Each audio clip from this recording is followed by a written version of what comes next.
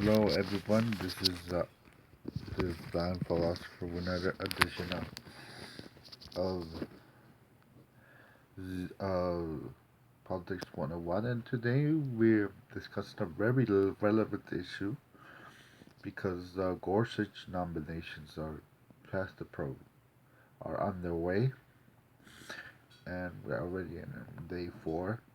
And today we're going to talk about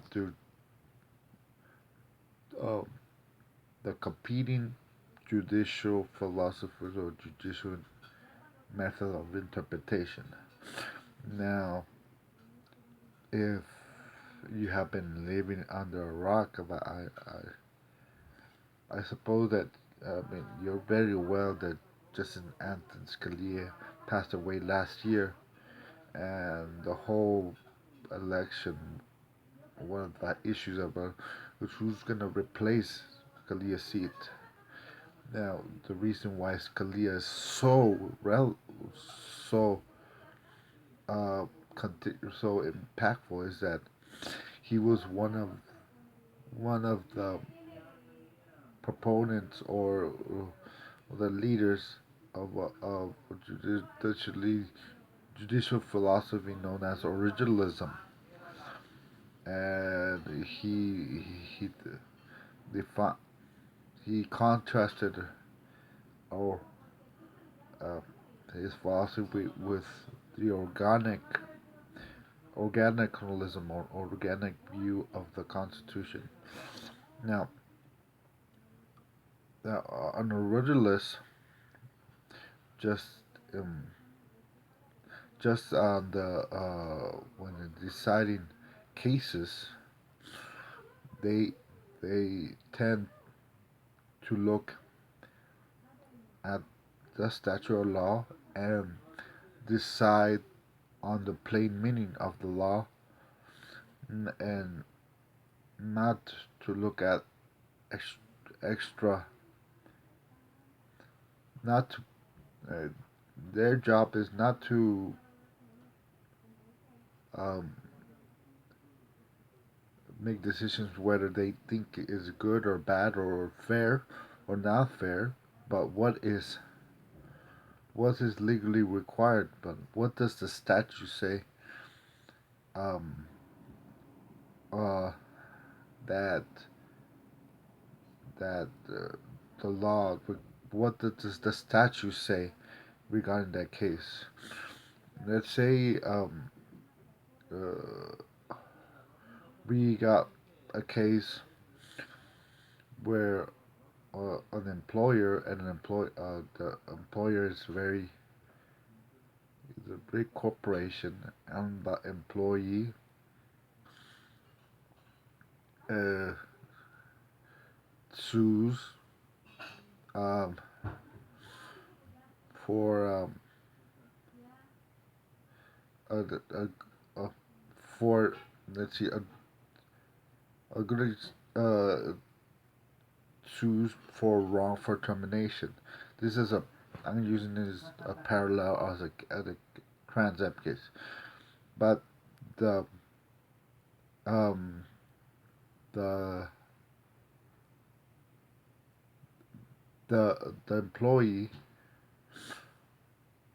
hits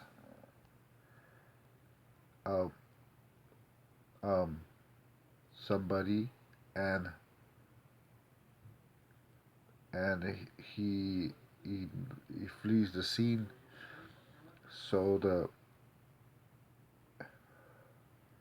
um the employer decides to uh, suspend him. So right there and then, even though uh, the employee has bigger to lose because he is at fault. Um, um, the the the law clearly is on the side of the employer instead of the employee. So it doesn't matter. Oh, um, who's poor, who's rich. The law, what the law demands, is a just ruling, and that's very relevant because when it comes to moving on things on the Supreme Court, they they took on a whole new meaning because originalists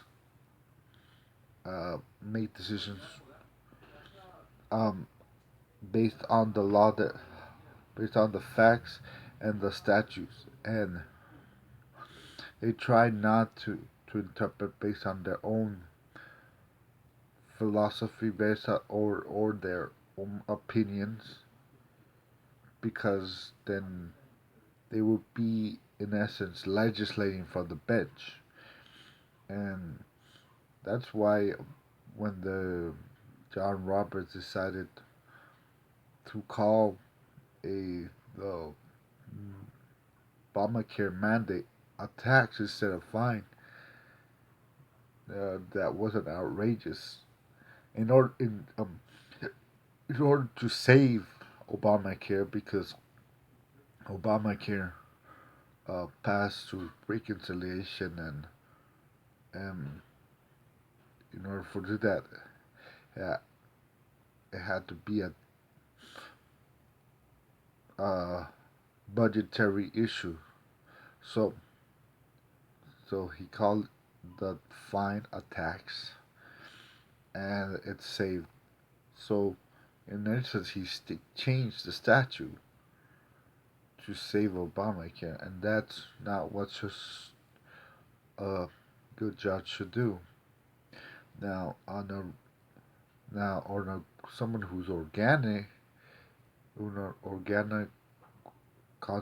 believes in an organic constitution or living constitution, believes that it is not only their their uh, their their their right so, to um to rule based on their opinion, but their obligation when they see things that aren't unfair when the law is unfair and strict enforcement leaves to unjust. They say that it is their duty to not to follow statute and uh, for unequal protections or unjust treatment. They overturn they they overturn the statute or law. We saw that happen with the Prop 8 case, where judges saw that Prop 8 was unjust because they didn't treat people equally under the law. So then um, they go beyond what the statute or says, and this is the problem with judicial review. If you review and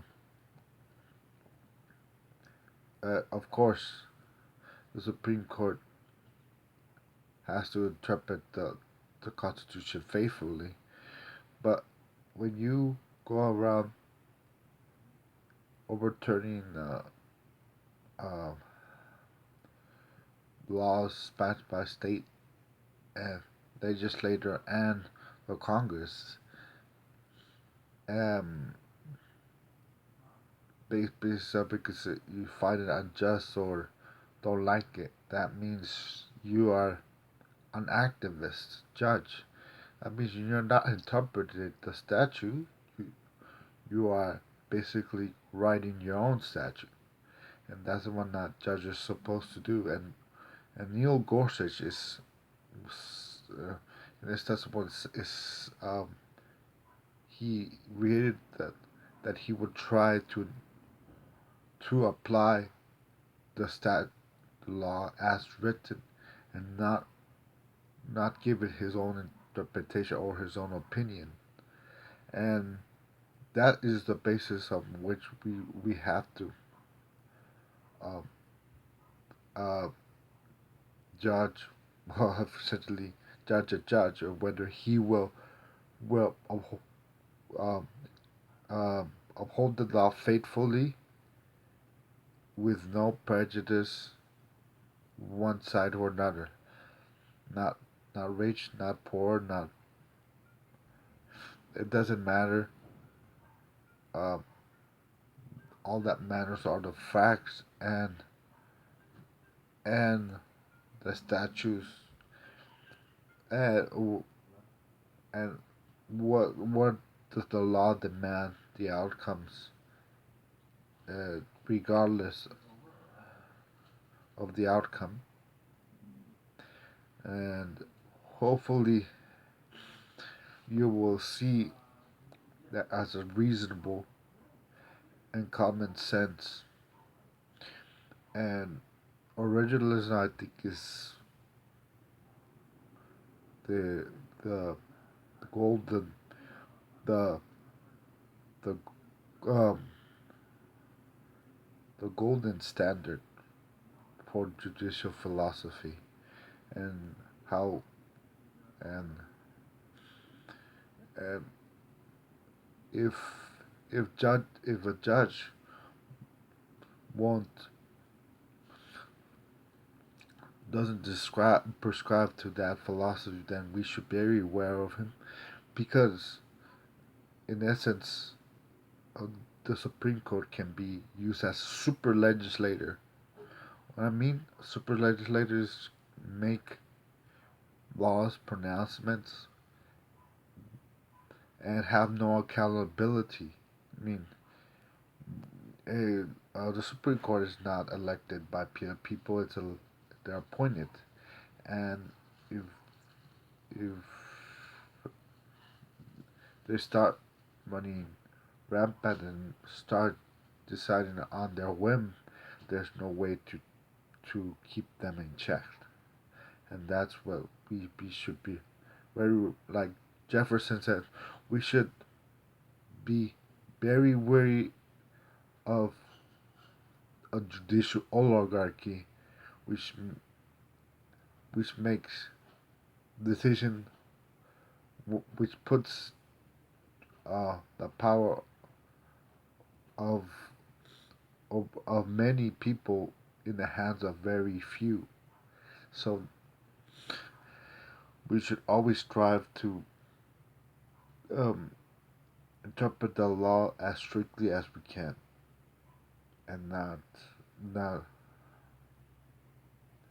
not based on what we want it to be. All right, bless you, and hopefully that cleared that up. Uh, what organicism, organicalism versus originalism is, but because living, breathing constitution changes, is constantly changing, uh, based on the subjective interpretation of the judges. So to me, that's a very dangerous precedent, and I don't think the framers of the Constitution set up the independent code for that reason. All right. See you next time.